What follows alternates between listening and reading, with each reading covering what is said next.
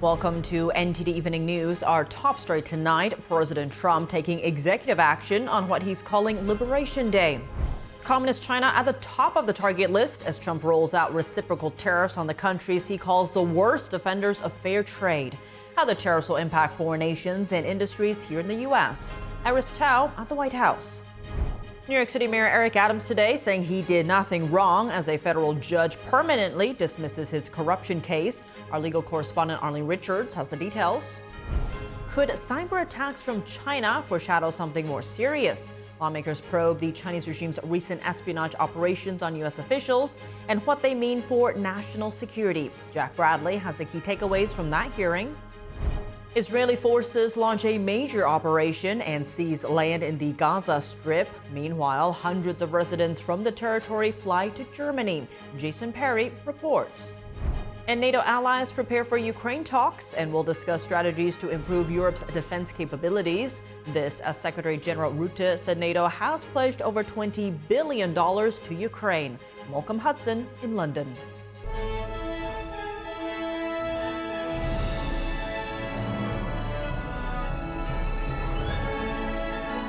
This is NTD Evening News, live from our global headquarters in New York City. Here's Tiffany Meyer.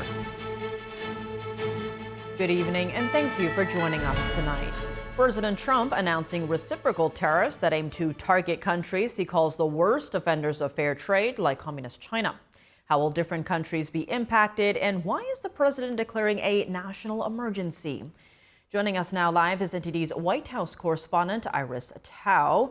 Good evening, Iris. Tell us more about the major announcement in the Rose Garden today. Good evening to you, Tiff. So using his powers under declaring a national emergency, President Trump today announced a baseline of 10% tariffs on all countries, as well as reciprocal tariffs on countries that the White House calls the worst offenders of fair trade to the U.S. The first 10% tariff will go into effect on April 5th, and the reciprocal tariffs will go into effect on April 9th. And President Trump announcing the move in the Rose Garden today calls this the declaration of economic independence of the U.S. This is one of the most important days, in my opinion, in American history. It's our declaration of economic independence. For years, hardworking American citizens were forced to sit on the sidelines as other nations got rich and powerful, much of it at our expense. But now it's our turn to prosper. Meanwhile, when it comes to the reciprocal tariffs, Trump says he's being lenient and kind and not charging the full amount. What it means is that the U.S. will charge those countries half of what they're charging the U.S. in terms of not just tariffs, but also including, for example, non-tariff trade barriers like manipulation of currency. For example, Trump listed some countries during his speech, including, for example, China on the top of this list, as China is charging the U.S. an equivalent of about 67% of tariffs. The U.S. will now charge it 34% in tariffs. Meanwhile, Trump says that's necessary as national security is at stake, as too much reliance on countries like China will create potentially national emergency that threatens the American way of life. Watch. A single shipyard in China now produces more ships every year than all of the American shipyards combined. Think of that. And it was a business that we used to dominate. We used to dominate it totally. In short, chronic trade deficits are no longer merely an economic problem. They're a national emergency that threatens our security and our very way of life. And when it comes to the 10% baseline tariffs, President Trump says that's to target cheating behaviors. A White House official earlier told us that, for example, China has been rerouting its goods through countries like Vietnam and Cambodia, trying to avoid direct tariffs from the U.S. And they told us that they're trying to close that loophole and target unfair practices like that. And in addition, in another move to counter the Communist Chinese Party today, President Trump also signed an order to close what's called a de minimis loophole, which has been allowing, for example, low-value Chinese goods to be shipped to individual U.S. consumers without being tariffed. And that's basically what allowed platforms like Shein and Temu to prosper and potentially undercut American competitors. Back to you. And Iris, in addition to countering unfair trade practices, what are some of the other expected impacts of today's move? So one of the major goals that President Trump is trying to achieve today, of course, is to, one, bring companies and manufacturers back to the U.S. and that to reduce reliance on other countries. But also he's calling on other countries to drop their trade barriers so that they can avoid reciprocal tariffs by the U.S. Watch. Likewise to all of the foreign presidents, prime ministers, kings, queens, ambassadors, and everyone else who will soon be calling to ask for exemptions from these tariffs, I say, terminate your own tariffs, drop your barriers, don't manipulate your currencies. They manipulate.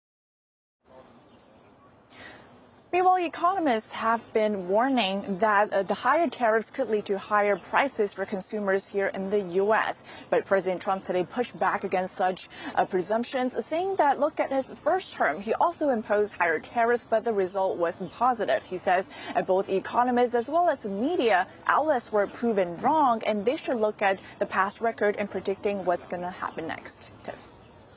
All right, Iris, thanks for those updates. And how are other countries reacting to President Trump's proposed tariffs? NTD's international correspondent Arian Pastar has how various world leaders are planning to respond. President Trump is in the process of trying to fundamentally restructure the U.S. economy, and that means that our economy here needs to change dramatically as well. Canada's Prime Minister on Wednesday saying Canada will be, quote, very deliberate in its countermeasures if the U.S. proceeds with tariffs proposed by President Trump. Mexico, meanwhile, planning to take a different approach. We do not believe in an eye for an eye, a tooth for a tooth, because that always leads to a bad situation. Mexican President Claudia Sheinbaum says she'll announce a comprehensive program on Thursday, but not a tit-for-tat response.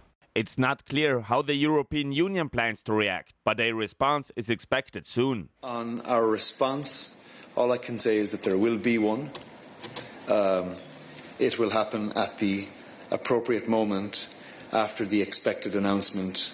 And the UK, which is of course not a member of the EU anymore, will take a pragmatic approach. That's according to Prime Minister Keir Starmer. We have a good deal of trade, a balanced trade relationship with the US, and I believe that our interests are best served by calmly trying to secure a deal which is in our national interest.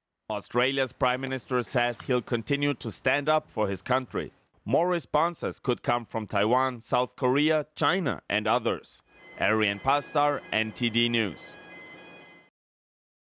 Senate Democrats are trying to reverse President Trump's fentanyl emergency tariffs on Canada, while House Democrats are divided over tariffs. Our Washington correspondent Luis Martinez has more reactions from Capitol Hill. It's estimated that the average American family will pay more than $5,000 out of their pocket to pay for these tariffs. That these tariffs will cost them $5,000 as the prices of everything goes up. Senate Democrats are pushing to vote on a resolution that would reverse the tariffs that Trump levied on Canada using the fentanyl emergency declaration. Republican Senator Rand Paul is an original co-sponsor of the resolution, and Senate Democrats hope to put Republicans on the record on tariffs. Canadian tariffs are not the answer to the solution because the fentanyl problem is not primarily a Canadian problem. But this is not about fentanyl. It's about tariffs. It's about a national sales tax on American families. President Trump has already said he would not sign the resolution if it reached his desk, and House Democrats are divided over tariffs. America is too expensive. Donald Trump and House Republicans aren't doing anything about the affordability crisis in the United States of America. The auto workers are concerned about, or unions in general, potential increased costs. But quite frankly, they're not unhappy to see someone doing something about trade, bringing those jobs home, bringing the supply chains back home. House Republicans have brushed off criticism against Trump tariff policies and have remained united. Let's go back to his first administration. There was the same type of talk about tariffs, The Biden administration didn't change virtually anything associated with the tariff policy of Donald Trump. The president is making sure is that we have manufacturing in our country, that we actually have domestic supplies in our country, that people actually have high-paying jobs, as opposed to just onshoring everything from Asia, which, if you go back to COVID-19, was not in the best interest of the United States. On a Truth Social post, President Trump called out by name 4 Republican senators who have shown opposition to his tariff plans by saying that Mitch McConnell of Kentucky, Susan Collins of Maine, and Lisa Murkowski of Alaska, and Rand Paul of also Kentucky will hopefully get on the Republican bandwagon for a change and fight the Democrats' wild and flagrant push to not penalize Canada. It's important to note that the Senate is expected to vote on a new budget resolution and instructions for a reconciliation bill this week.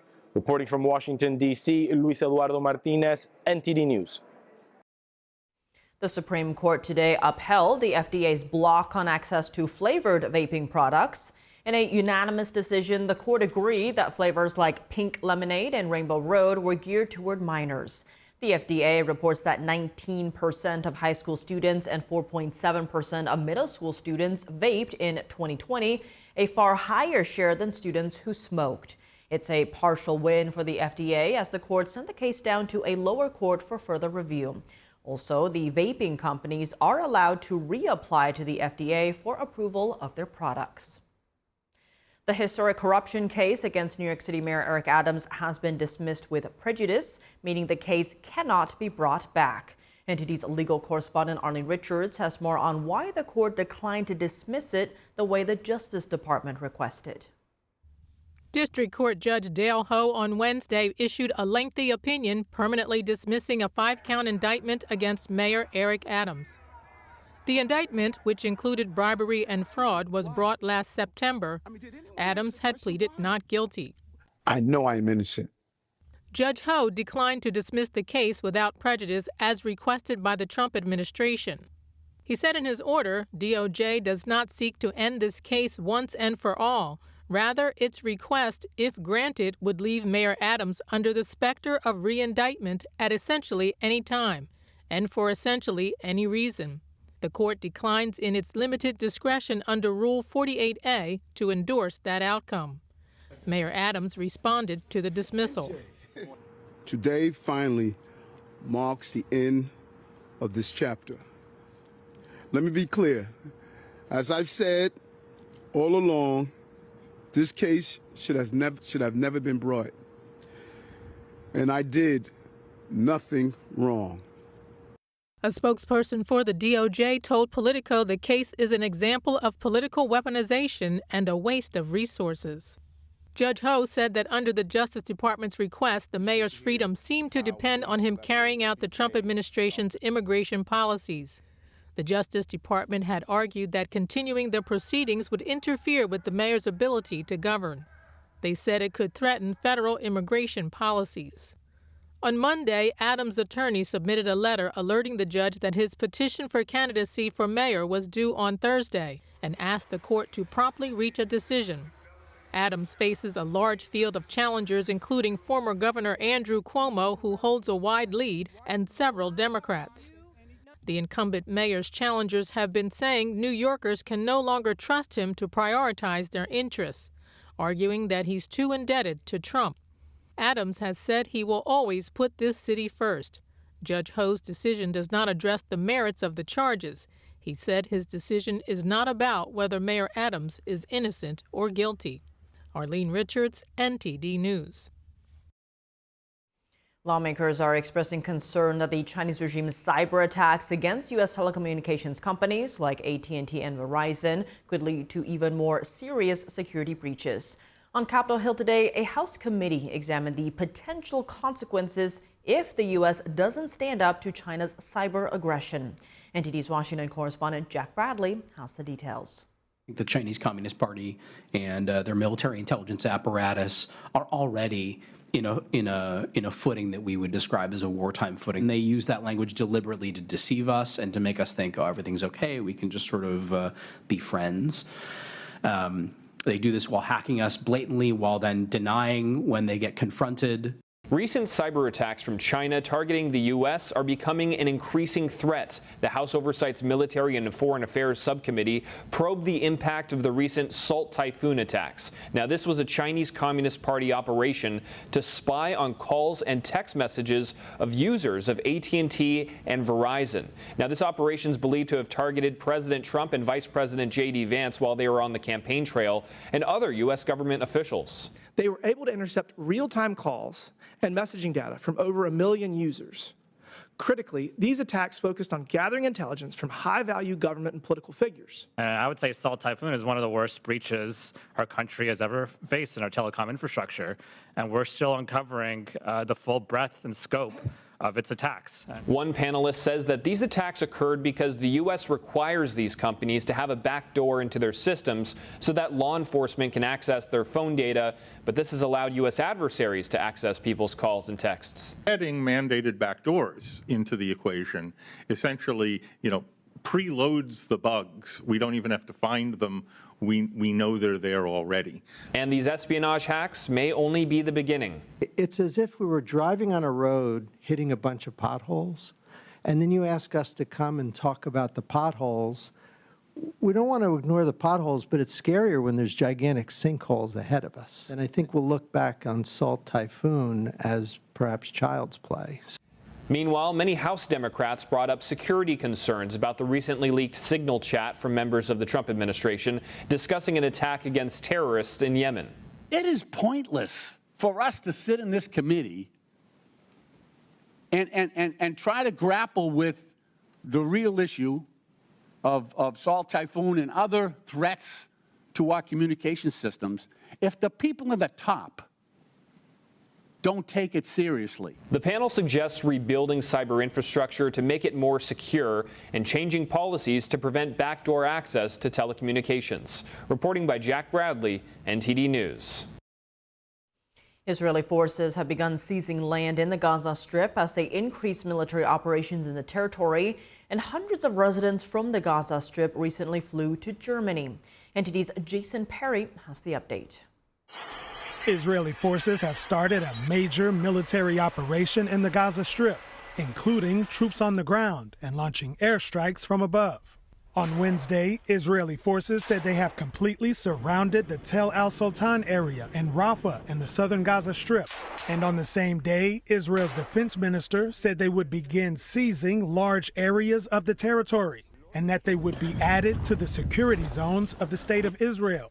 But how long will these major operations last?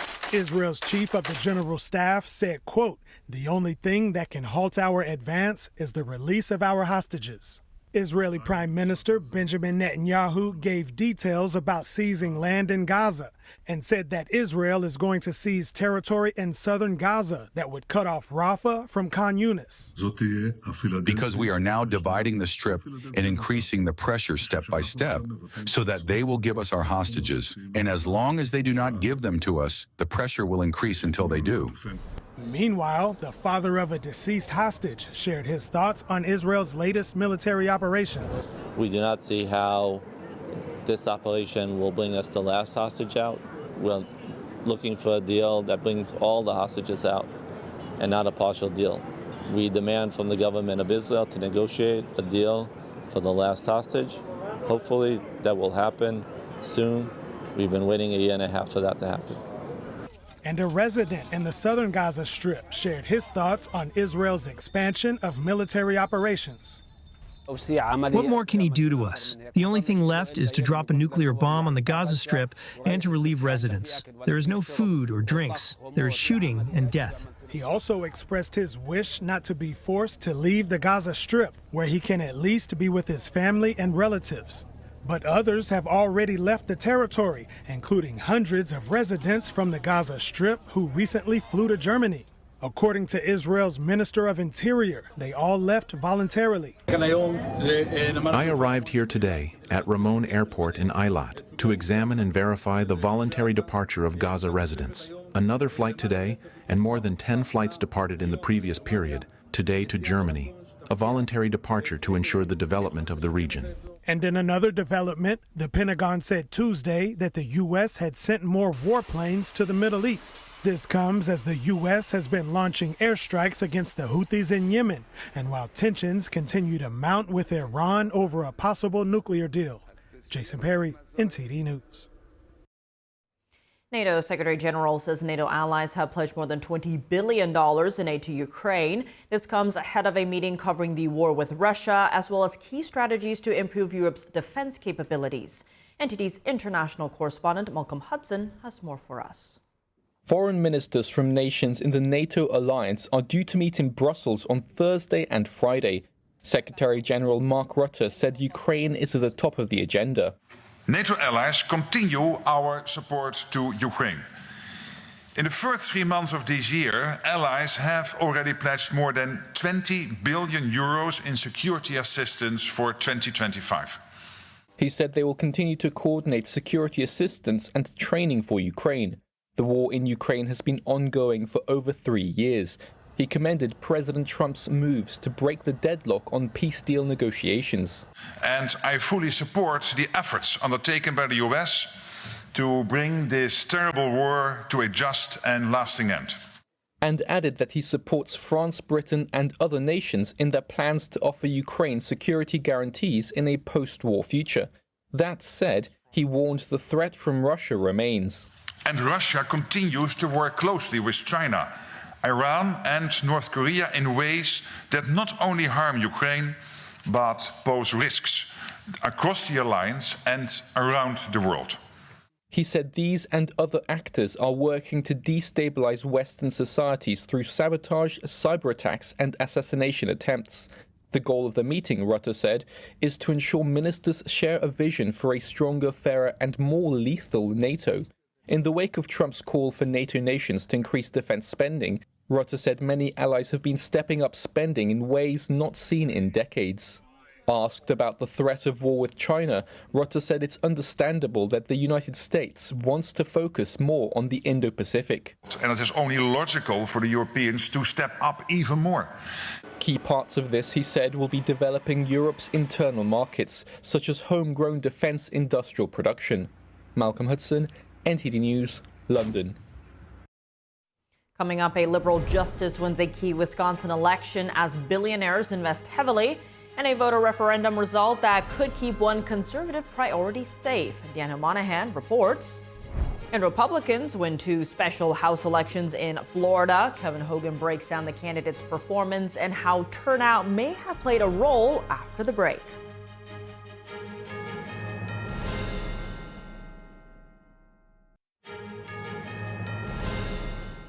Welcome back. I'm Tiffany Meyer. A liberal court in Wisconsin remains liberal, the most expensive judicial contest in U.S. history, which attracted the interest of national figures such as Elon Musk and George Soros, has ended with a victory for liberal candidate Susan Crawford. NTD's Daniel Monahan reports on the election and a voter ID referendum. Justice Susan Crawford handily defeated former Republican Attorney General Brad Schimmel in Wisconsin's Supreme Court election on Tuesday. And to Anne, although no one can truly fill your shoes, I am incredibly honored to succeed you on the Wisconsin Supreme Court. Conservatives viewed the race as a battle for the future of the state and the country. The numbers aren't gonna turn around. They're too bad, and we're not gonna pull this off. So, thank you guys from the bottom of my heart. Elon Musk warned about the importance of the election on Fox News. Democrats can gerrymander Wisconsin in order to remove 2 House seats from Republican to Democrat. Musk warned voters Monday that betting markets showed an 85 to 90% chance of a Crawford victory. We got to pull a rabbit out of the hat next level. Crawford won with about 54.5% of the vote to Schimmel's 45.5%.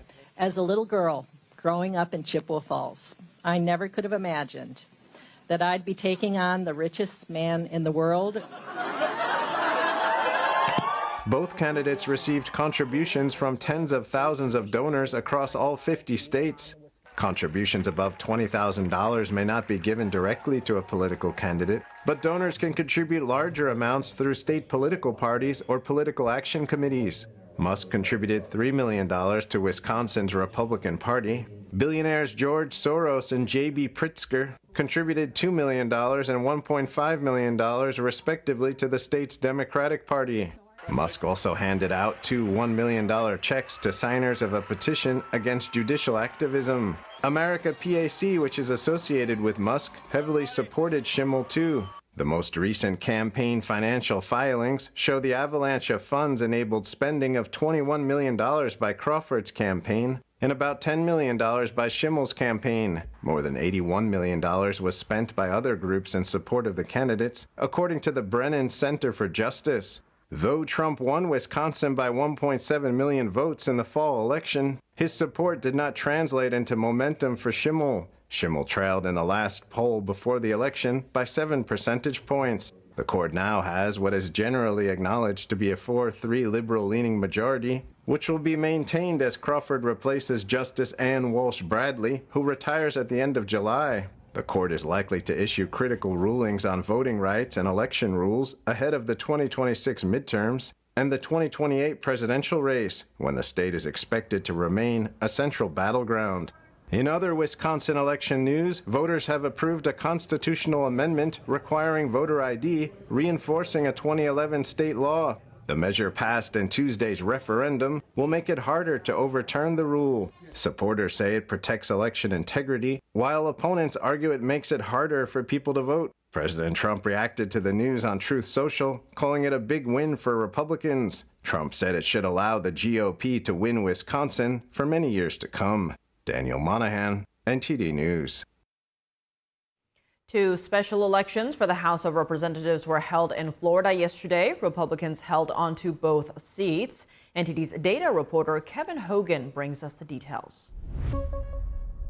So Democrats had a chance to win back some of these seats held by Republicans. National Security Advisor Michael Waltz in the 6th District and former Republican Congressman Matt Gaetz in the 1st District, which is what you're looking at here. So Jimmy Patronis, he's the Florida CFO, he was able to best Gay Valamont, who's an advocate, and that is about a 15-point margin that you're seeing right there. So again, that's a hefty victory margin in some capacity, but it is much lower than what that was in 2024. And we're going to dive into the specifics of that and understand a little bit more about why that is. And again, this is the 1st District. That's over the Panhandle. Moving to the 6th District, which is more in, over the Tampa area, or the Orlando area. That's Randy Fine. He is a state senator, and he was able to beat Josh Wheel. He's a public school teacher. So again, this is a sizable margin that he's winning by, about 14 points that you're seeing right here.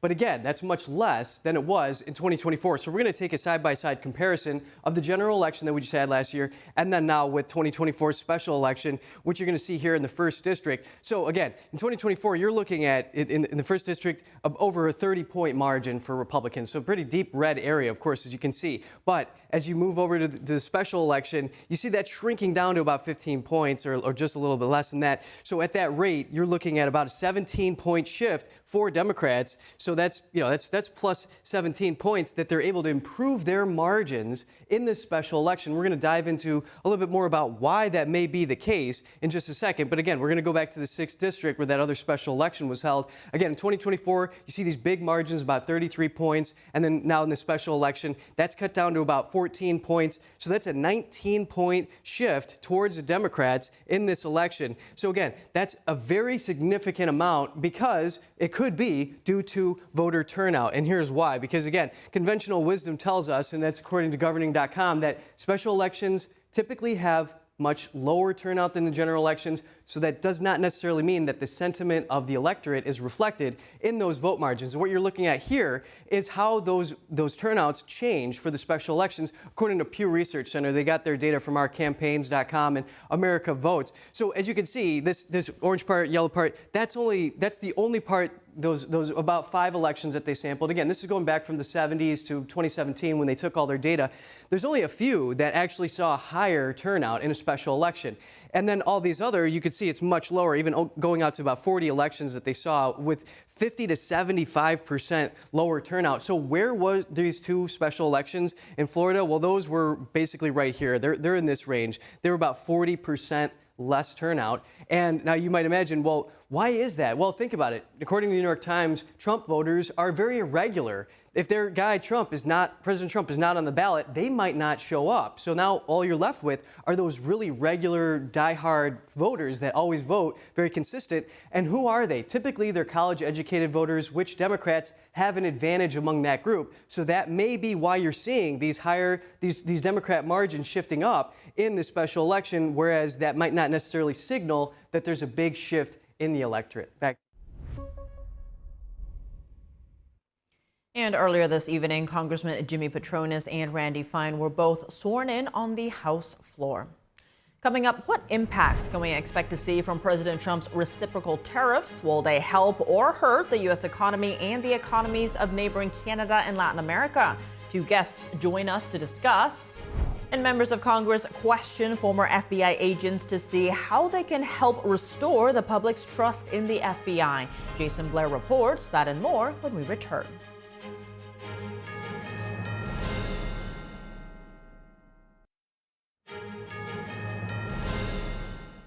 Welcome back. I'm Tiffany Meyer. President Trump signed an executive order today implementing new reciprocal tariffs on U.S. trading partners. He said the days of America being, quote, ripped off on trade were over. According to the president, the new tariffs will cause a big financial turnaround. Critics of the move, including House Minority Leader Hakeem Jeffries, said the tariffs will cause a recession. Joining us now to discuss these latest developments is Fergus Hodson, Director of Econ Americas and author of the books The Latin America Red Pill and Financial Sovereignty for Canadians. We're also joined by George Carrillo, CEO of the Hispanic Construction Council and former Democratic candidate for governor of Oregon. Thank you both so much for being here. Now, Fergus, I want to start with you. What's your reaction to these tariffs announced by Trump today? The minimum baseline of 10% on all countries, and then some like China, Taiwan, and the EU seeing much higher ones. G'day, Tiffany. Thanks for having me. I am concerned about this because I'm not sure that Trump has a clear objective here, and there could be retaliation. So we all know tariffs are taxes. They will be a burden on U.S. consumers and producers. So someone has to pay the bill. Also, maybe there are objectives here, but I'm not sure whether they will be achieved or not, whether other countries will back down or actually escalate. I do not want to see escalation, and that would be the worst outcome. Now, the president today pushing back on those criticisms, saying, anyone that opposes it should check out his first term when he also implemented tariffs and the economy was fine. George, on that note, though, President Trump is calling this Liberation Day for America. Talk to us about the role tariffs have played in U.S. history, and do you have any concerns about today's tariffs? Sure. Thanks for having me back on the show. When it comes to tariffs have been around for a very long time. Started off back in 1789. Tariffs help fund the government. But if we learn from our mistakes, the Great Depression, the Smoot-Hawley tariff, it was a disaster. It raised taxes on imports. It greatly affected us during the Great Depression. And today what's concerning is what President Trump said. He was saying that we should have kept our pedal to the metal when it comes to tariffs during the Great Depression. We would have gotten out of it a lot quicker. And I absolutely totally disagree with that. I think that it's a very disconnect for the president to understand the implications of tariffs and that these policies can backfire, and they have backfired on us already. And so right now, I'm really concerned with what is going to be the next steps, especially with our trading partners, our neighboring partners that we have great relationships with, is how will they retaliate now from these imposed tariffs? And George, staying with you, I want to expand on that a bit. So, what's the likelihood of these retaliatory tariffs we could see from countries in response? Could that enhance the, say, economic malaise in our own country? Absolutely. I firmly believe, and I think a lot of other economists will agree with me, that we're headed towards a recession by the end of this year, and this is only going to increase those chances. Tariffs, we know that they slow economic growth. And on top of that, retaliatory tariffs is definitely going to hurt American goods going to foreign countries and will contribute to more job losses here in the United States as our foreign partners are purchasing less goods from Americans, from American businesses. And Fergus, in terms of today's tariff announcements, there were 2 exemptions for our neighbors to the south and north, Canada and Mexico, both left out of the 10% baseline tariffs. Of course, there's still the original 25% levied earlier. What do you make of those exemptions? Could we see a new USMCA trade deal negotiated soon? I'm not optimistic about that. My concern, well, first, Canada is in the middle of an election right now, so we don't know who will win that. But either candidate is right now escalating or wants to escalate with the United States, rather than, and it would be a difficult position to be in to negotiate a trade agreement when they believe basically the United States has abandoned the previous one. Further, the Mexicans will be looking to other trading partners and will be they want to basically deleverage themselves or have less exposure to the United States right now. And George, in terms of what to expect from other countries, considering that Trump announcing that these tariffs aren't full reciprocal tariffs, how should we expect other countries to respond? Well, I think the president wasn't very clear on these reciprocal tariffs because let's use Vietnam as an example. He says, we're going to only do half of what they do. The reality is that Vietnam doesn't tariff all American goods at 90%. That's typically around motorcycles because that's the main source of their transportation. So they protect that there for their country. But when we look at other costs of goods like apparel and footwear, we're looking at about 13%. When it comes to fishery, it's at 0%. Meat and poultry, which we provide a lot to Vietnam, is between 2.5% to 4%. And so by the president saying that it's only going to be half, but that's not half on all goods. I don't think the president is being truthful in all of his statements that he's making here. And I think that, on the global economy, when we look at this, our foreign countries that we partner with, they're not stupid. They know what Trump is doing. So he may make it sound like it's a good thing that we're only doing tariffs at half the rate. But let's really look at the real numbers here. It's not a fair trade negotiation. It's only going to create a trade war. And what I'm worried about is other countries partnering together to cut the United States out. That's a very interesting point because Fergus, zooming out a bit here, what do you see as the broader goal? We do see, say, the BRICS nations, Brazil, Russia, India, China, South Africa, forming their own counter to the SWIFT financial system. Could these tariffs be a way to, say, build a trade bloc of democratic allies versus, say, more adversarial ones like China? Exactly. So I share the concerns of your other guest here about retaliation, escalation, high costs, all sorts of allocation problems in terms of manipulating the economy. However, there are, in my opinion, underlying goals here to confront the Chinese presence in the Americas, or basically in the most lucrative markets of the world. And so Trump is using these tariffs as, in my view, a bargaining chip. And my hope is that they will just be a short-term measure and not a permanent fixture. If they were to be a long-term fixture, there would have to be some other tax cuts to offset this burden. Frances Hodson, George Carrillo, thank you both so much for joining us. Thank you. Thank you for having us. Restoring Americans' confidence in the FBI was the subject of a House hearing today. Former FBI agents testified on how the Bureau could move forward. NTD correspondent Jason Blair has more. Republican members of the House Judiciary Oversight Subcommittee expressed concern about the way the FBI was heading under the previous presidential administration. The FBI spent over $6 billion, not million, $billion on intelligence, counterintelligence, and countering terrorism. But instead of using those billions to fight violent crime or keep our communities safe, the money was funneled into politically driven investigations and abuses of power. Our colleagues on the other side want to encourage us to move on from a federal government that was weaponized against the American people that they are supposed to represent. 4 former FBI agents were invited as expert witnesses to answer questions from the representatives. While extremely demanding, my pursuit of justice for all never once gave me reason for pause until I witnessed social, cultural, and political agendas enter the FBI mission to the point it impacted our ability to effectively do the job the public and our responsibilities demand. Our intent is to not harm the Bureau, but to restore it.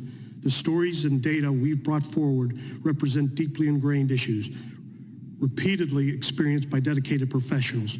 Our goal is not retribution, but responsibility. We must rebuild the Bureau's integrity and reorient to serve the American people, not internal politics. Ranking Member Crockett had some concerns about some operations that are occurring under the current FBI director. Patel and Trump-backed FBI leadership have redirected FBI agents who are working on investigations involving violent crimes against children and child exploitation and transferred them to work on anti-Tesla attacks and redacting Jeffrey Epstein files. Talk about FBI waste and abuse. And one question came up several times during the hearing. How do we restore credibility in these agencies? One witness gave several recommendations to the subcommittee, including having the FBI make hiring choices based solely on merit and have Congress create new criminal penalties for FBI employees who knowingly abuse the FBI's investigative powers and drastically reduce the size of the FBI headquarters. Keeping a small footprint in D.C. to promote accountability while shifting more staff and resources to the field offices and other locations outside the Beltway. Reporting in Washington, D.C., Jason Blair, NTD News. Coming up, Top Gun star Val Kilmer has died at the age of 65. We look back at his iconic Hollywood career. And in the NBA, who's going to win MVP? NTD's Dave Martin joins us to compare the candidates when we return.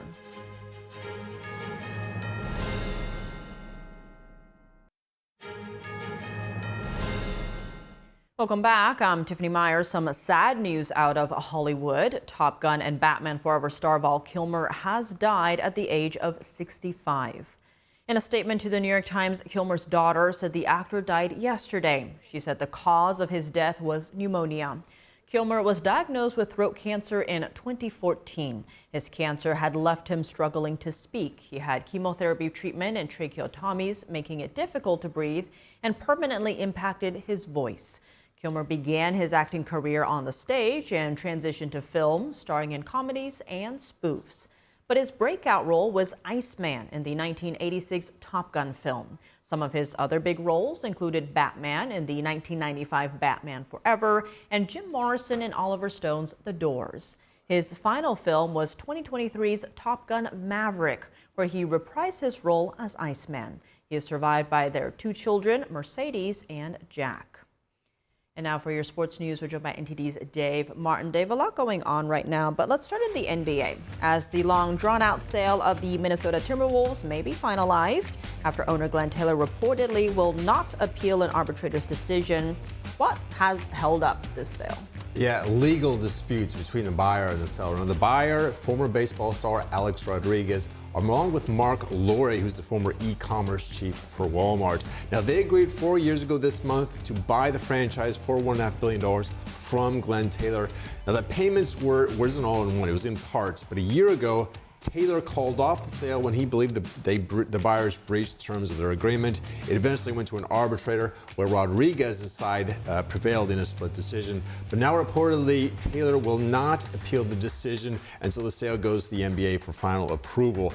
Now, in the last 4 years, since they agreed to this deal, values for NBA franchises have skyrocketed. I mean, we saw the Celtics sold for a record $6.1 billion. I mean, that's 4 times what the Timberwolves here are going for. But Taylor bought them back in 1994 for just $88 million, so he'll still make pretty good profit. Just $88 million. Well, last night in the NBA, Nikola Jokic recorded the most points ever while recording a triple-double, 61 points. Now, with less than 2 weeks left in the regular season, do you see him leading the MVP race? You know, I think he's still right there with Gilgeous-Alexander of Oklahoma City. Now, I went on basketballreference.com today. They predict Jokic still over Alexander up by a slim margin. Now, the case for Jokic, I mean, he's averaging a triple-double in the season. 30 points, 13 rebounds, 10 assists a game. He's in top 3 of all those 3 main categories. I mean, that's incredible. Only the 3rd player ever to average a triple-double. But Gilgeous-Alexander, he's first in scoring.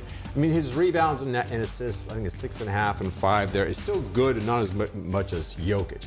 But his defense, very good. I think he's got the upper hand there. Plus, I think what's going to set him over the top, his Oklahoma City Thunder, they are 63-12. That is now the best record in the NBA. They just passed the Cavs over the last couple of weeks. So I think that at this point moves him over Jokic for MVP. Well, looking at baseball news, the average player's salary topped $5 million this year. That's according to a report by the AP. How does that compare to the other sports leagues? You know, it's sort of in the middle. You know, the NBA average player salary, $12 million, which is absolutely incredible. The NFL, meanwhile, which you'd think would be higher, is actually just over $3 million. And the difference is the NBA only has a 15-man roster to share their wealth. The NFL, you've got a 53-man roster. Baseball somewhere in the middle again at 26. But baseball, of course, this year you've got Juan Soto with that $765 million contract. That brings the value up. Pretty much the average goes up every single season. And actually on opening day roster, more than half the players are making over $1 million a season. And the league minimum is not far behind at $760,000. So business is good right now. You think inflation plays into that? Well, looking at tonight's sports schedule, all eyes are on the Yankees and their Torpedo Vats as they host Arizona. And in the NHL, Alex Ovechkin is in action again, just 4 goals from the record. Yeah, Ovechkin's Washington Capitals play at the Carolina Hurricanes tonight. No, Ovechkin scored again last night, number 891 in his career. So he's got 8 games to get 4 goals to break the record. Now, meanwhile, that was also his 38th goal on the season, ties him for 4th in the league, which is remarkable given that he's missed 16 games due to injury and that he's 39 years old. I don't think I can stress that enough, although I think I say it every single time. Anyway, that game's at 7 p.m. Eastern. Now, over in baseball, of course, all eyes are on the Torpedo Vats right now. It seems like the Yankees pretty much have all of them. Now, the Yankees actually lost last night, 7-5, but they did hit 3 more home runs. That gives them 18 on the season. We're only 4 games into the season, but they are on pace to double the record for home runs hit in a season. Anyway, they play Arizona tonight. That game also at 7 p.m. Eastern. So, in just a few minutes then. Yeah, very close, you know. Well, Dave, as always, thanks for joining us. Well, thank you, Tiff. And that's all for today's news. For round-the-clock coverage, visit us at ntd.com/live or download our NTD app. Thanks for tuning in. I'm Tiffany Meyer. Good night.